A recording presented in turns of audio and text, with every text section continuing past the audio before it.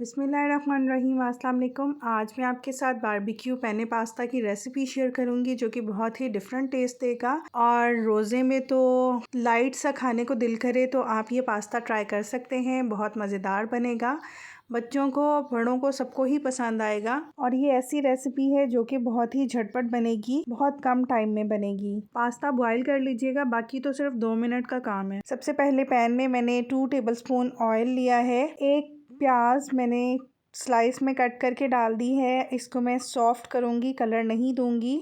जब प्याज सॉफ्ट हो जाएगी तो मैं इसमें 1 टीस्पून के करीब लहसुन अदरक का पेस्ट ऐड कर रही हूँ।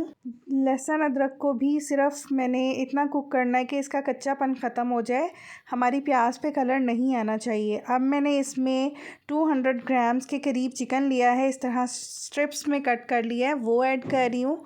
और चिकन को इतना कुक करना है कि चिकन का कलर चेंज हो जाए और फुल कुक कर लेंगे हम इसको, कच्चा नहीं छोड़ेंगे क्योंकि पास्ता में आप चिकन को पहले कुक कर लेते हैं फिर ही पास्ता ऐड करते हैं। जब चिकन कुक हो जाएगा तो इसमें मैंने वेजिटेबल्स ऐड की हैं, शिमला मिर्च, बंद गोभी, गाजर ऐड की है जो कि 3-3 चम्मच ऐड की है। आपकी मर्ज़ी, आप जितनी भी वेजिटेबल्स ऐड करना चाहें। फुल फ्लेम पे मैंने इसको कुक किया है।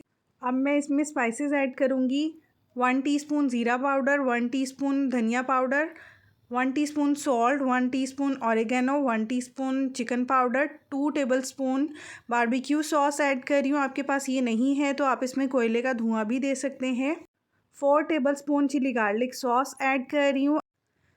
4 to 5 टेबलस्पून मैं इसमें मायोनीज़ ऐड कर रही हूँ। इससे बहुत ही अच्छा टेस्ट आता है, बहुत क्रीमी पास्ता बनता है। मैंने इसमें रेड चिली पाउडर या चिली फ्लेक्स वगैरह ऐड नहीं की क्योंकि चिली गार्लिक सॉस और जो बारबेक्यू सॉस है वो भी स्पाइसी है, इसलिए मैंने कोई स्पाइस ऐड नहीं किया इसमें। उसी के स्पाइसेस में ये एडजस्ट हो जाएंगे। 2 टेबलस्पून मैंने चिली सॉस ऐड किया है। इन सबको अच्छे से मिक्स करके मैंने 1 पैकेट पास्ता, पेने पास्ता को बॉयल कर लिया था, वो मैं ऐड कर रही हूँ। पास्ता को जैसे बॉयल किया जाता है सॉल्ट और ऑयल डाल के, उसी तरह से मैंने 8 to 10 मिनट्स के लिए बॉयल कर लिया था।